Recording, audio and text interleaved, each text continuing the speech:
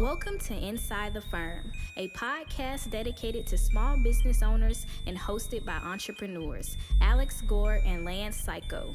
Each week, they take you on their journey of how to start, run, and grow a business by bringing you inside their architecture and real estate development firm. Get a behind-the-scenes tour of how these business leaders manage their clients and foster company culture while creating new and innovative projects. And now your hosts, Alex Gore and Lance Cayko. Welcome to another edition of Inside the Firm. I'm your host, Alex Gore. Lance, it's not patient Cayko. Was that last week? Could have been. Probably. But regular Lance, fisherman, gray hair. Growing back the goatee. Are you for real? I think so. Why not? Yeah, why not? Why not? Why not? Cayko. I'm thinking about it. Here in the flesh, couple updates for everyone. We have a great show for you. We're going to talk about economic update, how to leverage Chat GPT to help you out, and then some cool stuff about nuclear power. And then we might rip into the AIA slightly. Not much, but slightly. But before we get to that, if you are running a firm, if you've been running a firm for a couple different years or in the leadership, and you are at your average profit rate, which is fine, between 10 and 15%, normally about 13, but you want to grow that to... Is it really normally about 13? It's like 13.5. That's the average.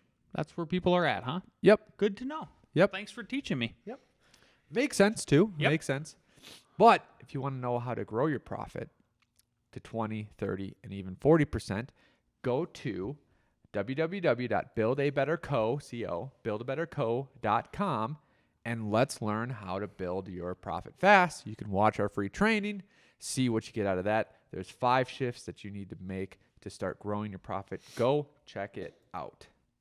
I also want you to check out ARCAT. Accurate data is crucial, especially in today's business environment. Outdated and inaccurate data leads to turnarounds, delays, and rising costs. Nobody wants that. With supply chain and staffing issues, these costs and delays can multiply. Nobody also wants that.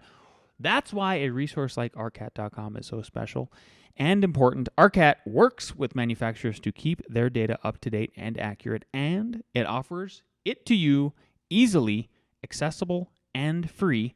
Use ARCAT's powerful search engine to find what you need and download it right there on their site without needing to pay anything or even register. So try ARCAT.com today. That's ARCAT.com.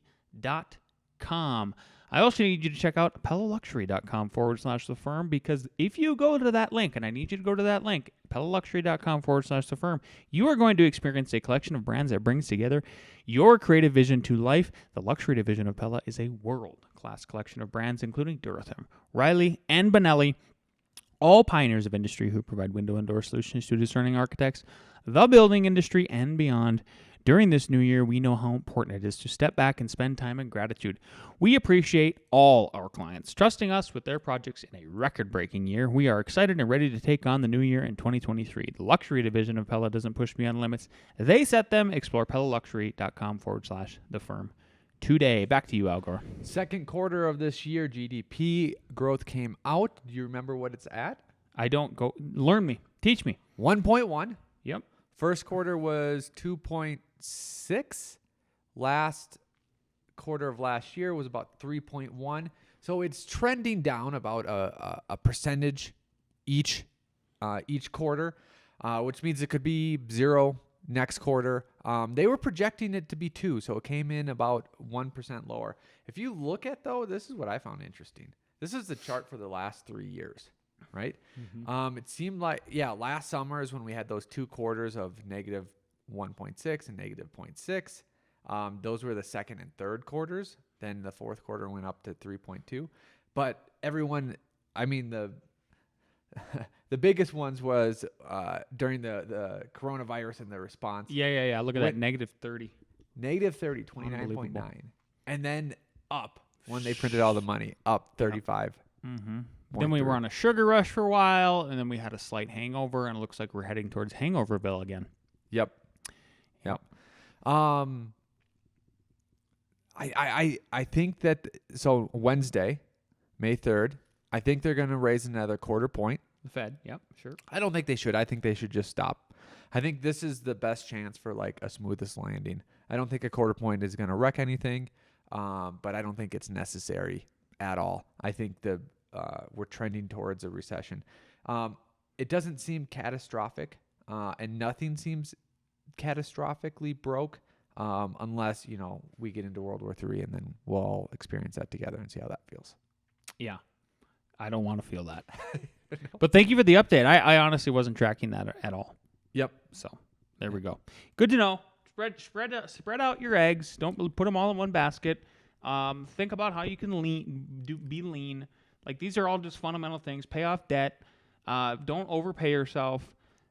Just and obviously, efficient. yeah. And try to if you're really looking to increase that profit from 13 to over 30%, go to buildabetterco.com.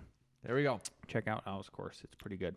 So, all right. What I wanted to talk about was today. So Al talked about Chat GPT and how he was using it in the firm last episode. And here's how I use it this week. So I am in charge of writing blogs with our new marketing company on the website.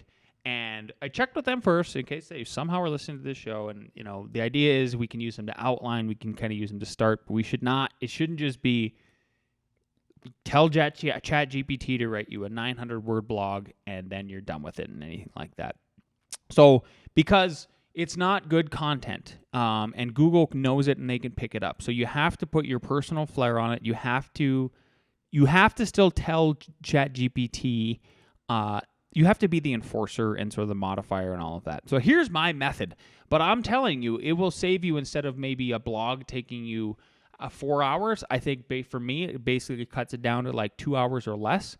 So this one that I wrote my target was 900 words, and I've got it. Do you want me to pull it up? Do you want me to share a screen or not, Al? Yeah, I'll pass this Okay. over.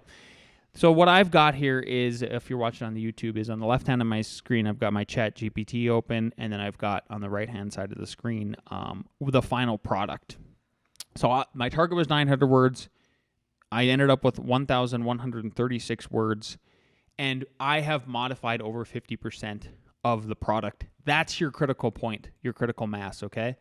So here's the method I use. It's very simple, I think. And the reason why you want to try to be doing blogs is because you should be working with your marketing team, whoever that is. If you don't have a marketing team, then maybe you're even asking Chat GPT to help you out with what keywords should I be putting on my blogs as an architecture firm to try to rank higher in the SEO system that is Google, right?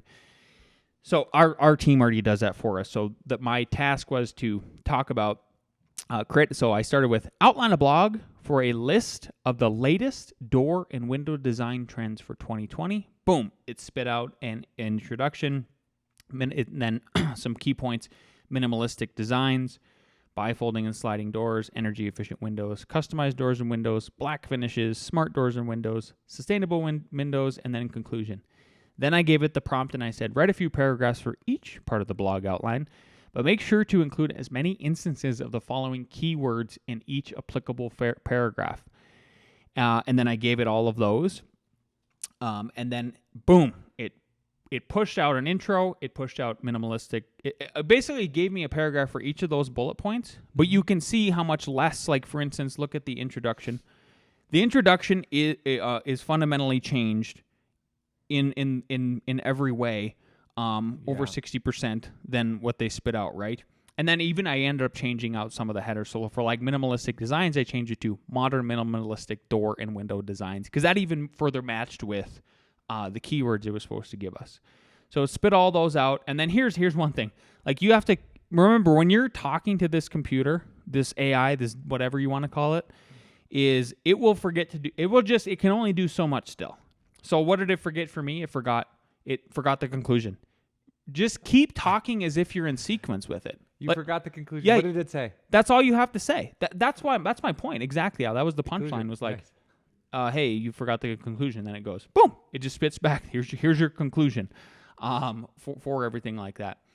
So basically, after I have the paragraphs right here, and then the conclusion, then I completely move out of Chat GPT and I'm only focused in Word, making it happen, so that That's as far as I rely on it. It just Yep. needs to get me started Yeah. to make it happen.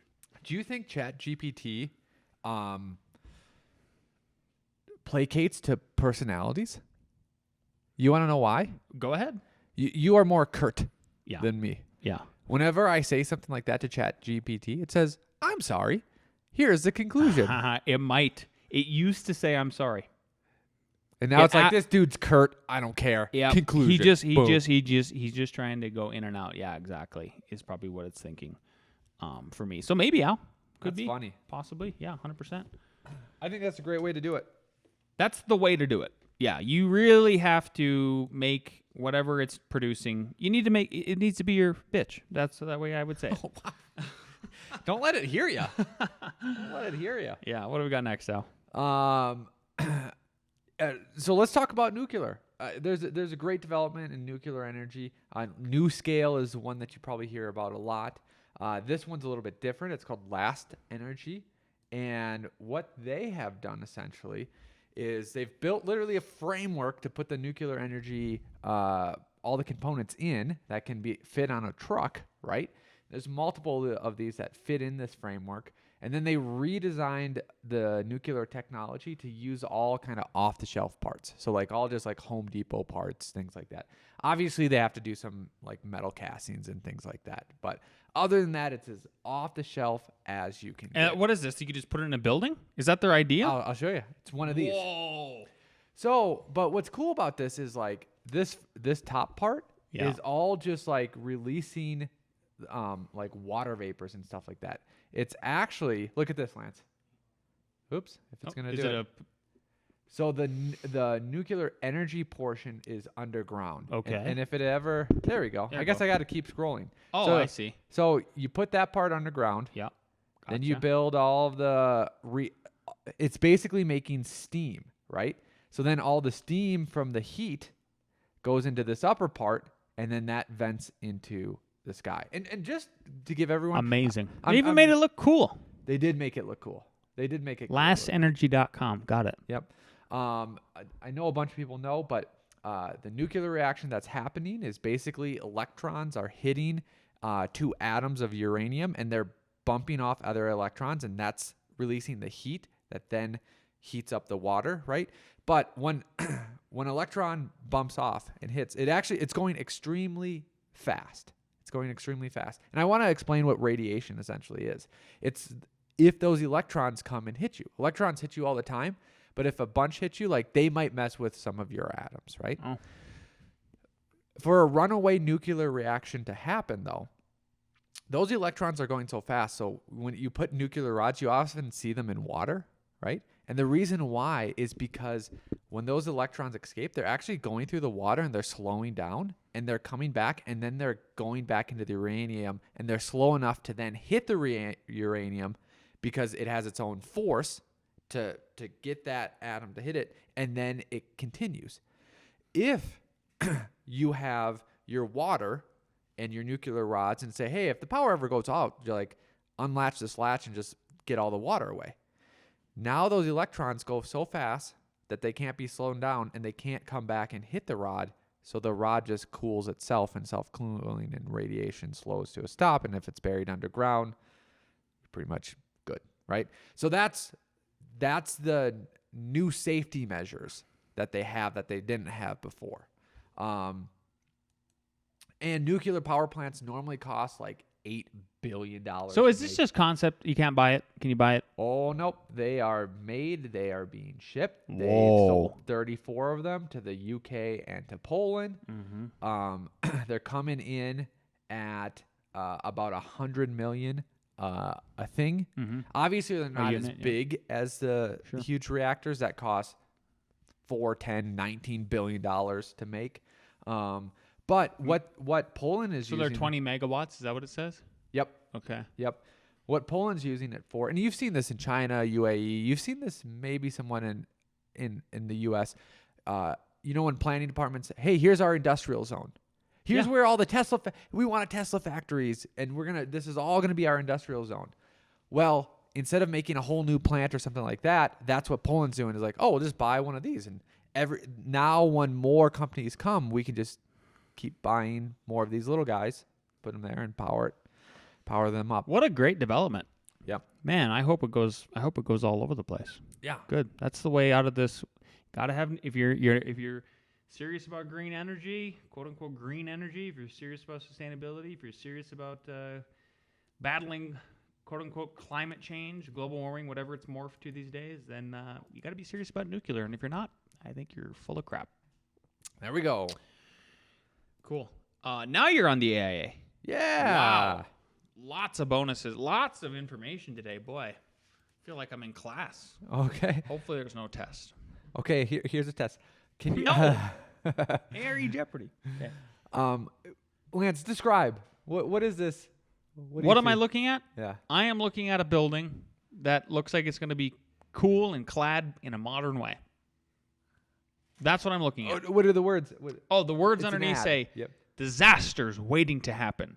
Then the tagline is, architects can help you help rebuild your city's infrastructure, save money, and fight climate change. For everyone paying AIA dues, tell them to stop wasting their marketing in this way. The only ads I've seen from marketing from the AIA is infrastructure, which I honestly see them all the time. Sounds like a civil engineer. You start with civil. And then 2, if your building falls down and if you want to remake your building, you already know the architect to call. You're already aware that maybe I should call an architect. Oh, who should I call? Oh, who designed that last one? Yeah. This is not helping anyone. Yeah. And it's not prompting anyone to do it.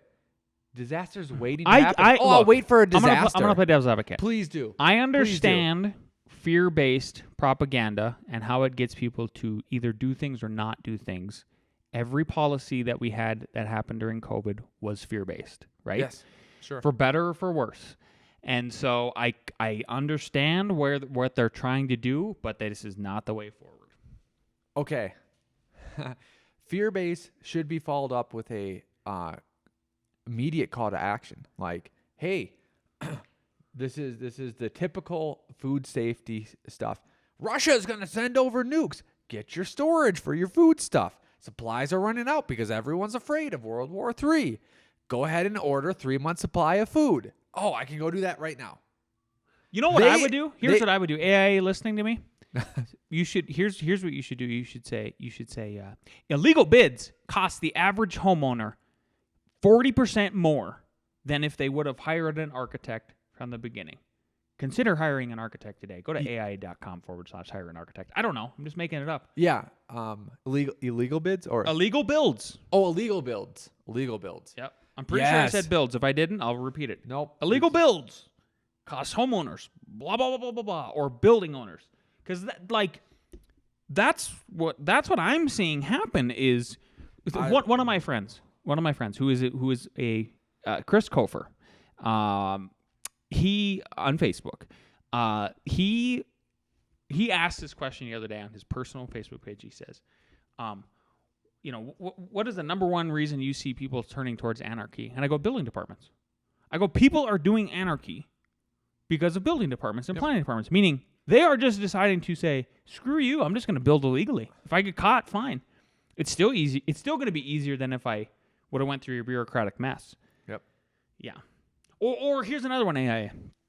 Bureaucracy, planning and building departments, bureaucratic measures cost homeowners an extra blah, blah, blah, blah, blah. Cut through the red tape. Cut through the red tape. Hire an architect. Yeah. Get your whole life, AIA. Because the point I was going to make with the fear-based, which is what they're going for, and then there should be a call to action. Architects can help rebuild your city's infrastructure. Again, there's that term. Unbelievable. Who's writing these copies? Okay, so wait. I have to wait? I have to wait until I need to rebuild? I'm making this up. Why? I know. I'm making this up, but what if there's cronyism in cronyism? So like what if the AIA is being subverted by whatever equivalent there is for civil engineers, and the civil engineers got in the marketing department? Hilarious. and what if it's one of these parodies from The Office? Like, what is that meme where they go, it's where the guys make their friends do very stupid stuff. like, tell him to say this. And he's in the market. Tell him to say infrastructure. and they just laugh. They did it. Yeah.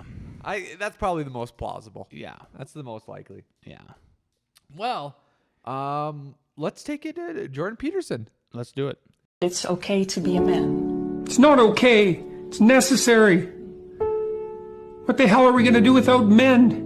You look around the city here, you see all these buildings go up. These men, they're doing impossible things. They're under the streets, working on the sewers. They're up on the power lines in the storms and the rain. They're keeping this impossible infrastructure functioning. This thing that works in a miraculous manner. They work themselves to death. And often, literally, the gratitude for that is sorely lacking, especially among the people who should be most grateful.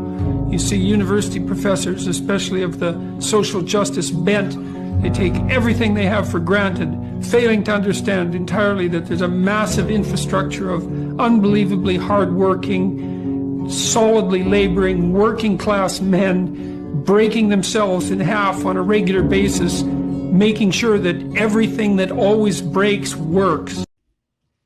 What do you think? Thank you, men.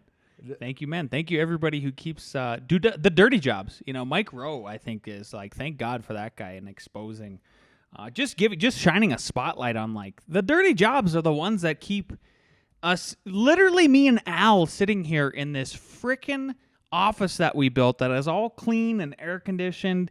You're hearing us crystal clear through the microphones and stuff like that. That's what I think. I think just losing focus is a problem in society. And the veneration needs to be. It can't just go to one whole side of things. There's like these men aren't even victims, right? So like they're not going to be venerated because they're not part of the victim culture and everything like that. These guys are just out here trying to make a living and keep things going. So that's what I think. So my brain's going in a different way. First, obviously, I've seen women on the construction site too. Makes sense, but statistically, it is majority male. And the side point that I'm going to make to all of this is, you see what's happening in the tech space with the layoffs? Yeah. There's even more layoffs coming. Disney's laying off a bunch of people. It's incredible how much. Yep. So what that is saying to me, in somehow I'm relating to this, and what those technical companies are realizing is there is a thick layer of unnecessary work. Yeah. And what I'm getting at is this: if you were watching on YouTube, you could see the video of all the things that they were doing with the heavy machinery. They were doing really dangerous stuff, all these guys. Dirty, dangerous stuff to keep the civilization happy. That's the stuff in that video of how your house was built, how your road was built, how your car was built, how your computer was built. Obviously, there's all software and tech and stuff like that, but like how farms are run, how food gets processed, like there's a layer right there that we aren't focusing on. It's all about all these other things and making rules for all these other things, when there's that thick layer of what makes society run that is taken for granted. That's my point. Yeah, good stuff. Well, let's move on to A.R.E. Jeopardy. I've got some excellent Chat GPT created questions for everybody.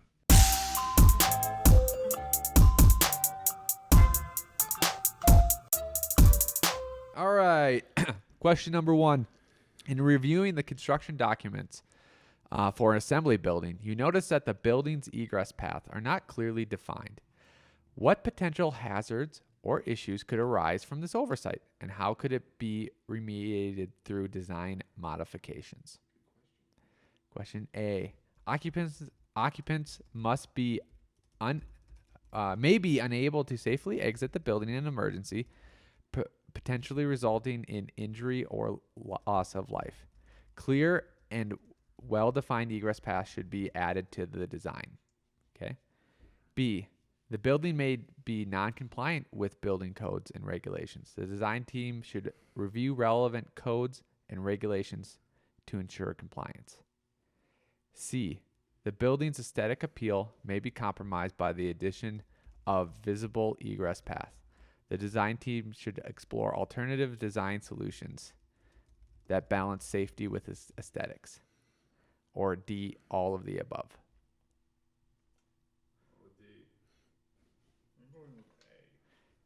It is A. The code does not care about aesthetics. Yep. A and D were both good. Yep. Kind of glad it doesn't. All right, question 2. What is the maximum allowed distance between a sprinkler head and any point in the ceiling of an assembly space? In inches, right? So how far does it have to come down? What's the max it can come down? Like it can't come down any farther. Is it A, 6 inches, B, 12 inches, C, 4 inches, D, 3 inches?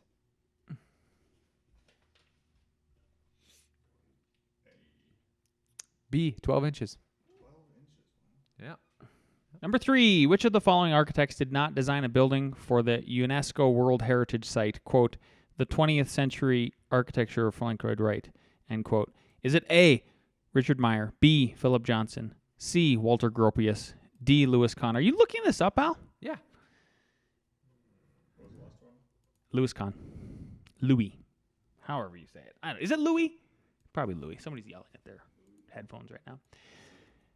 Correct. Gropius. Good job. Which would make sense, too. Gropius, he's very Bauhaus. It was before, right? So, number 4. What is the name of the architect who designed the National Library of Kosovo? A building known for its unique design featuring a perforated metal facade. Is it A, David Adjaye, B, Zaha Hadid, C, Bjarke Ingels, or D, Renzo Piano?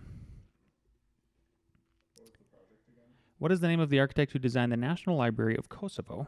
A building known for its unique design featuring a perforated metal facade. It is B, Zaha. It is incorrect. It is someone completely different. Chat GPT lied to You you. son of a gun. What was it? National Andriana Mukajevicko. You son of a Chat GPT. You son of a... What is Chat GPT? It's probably genderless. No, no, what was it? Son of a Siri. There you go. There you go.